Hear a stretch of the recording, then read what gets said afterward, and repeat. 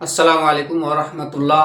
সুপ্রিয় এলাকাবাসী, সুপ্রিয় ভাই এবং বোন আমার, আমি মাদ্রাসা মসজিদের জালসা সম্বন্ধে আমি কয়েকটি কথা বলছি। আপনারা মাদ্রাসা মসজিদের উন্নতি করার জন্য জালসা করছেন, তাই আমি মাদ্রাসা মসজিদের জালসা কমিটি পক্ষকে বলবো বা আলেমের দিন মৌলভী মৌলানাদেরকে আমি বলবো যে আপনারা শুনেন, এই জালসা সম্বন্ধে আমি কয়েকটি কথা বলছি।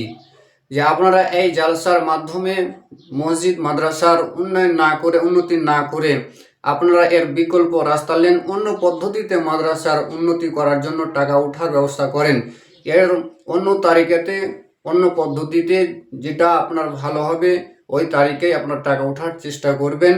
জালসা না করে জালসার নামে জালসা শুনতে এসে প্রক্রিয়া, জালসা শুনতে এসে জেনা, জালসা শুনতে এসে এক অপরের সাথে ধরাধরি, নিন্দা হচ্ছে ইসলাম মুছে যাচ্ছে, ইসলাম মিটে যাচ্ছে, সমাজ বরবাদ হয়ে যাচ্ছে, সমাজের কোনো উপকার হয় না। তাই আপনারা এইভাবে জালসা না করে আপনারা জালসা বন্ধ করুন, জালসার নামে প্রক্রিয়া। তাই আমি আপনাদেরকে বলছি যে রাসূলের পদ্ধতিতে মাদ্রাসা চালান। রাসূলের যুগে এইভাবে জালসা করে টাকা উঠানো হয়নি।